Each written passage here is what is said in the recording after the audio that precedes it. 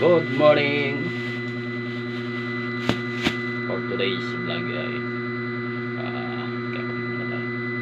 Bago tayo start ng trabaho kasi hindi tayo kumain sa bahay.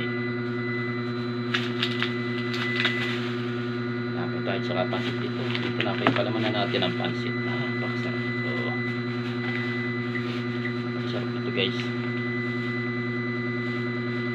Butasan muna natin guys ito.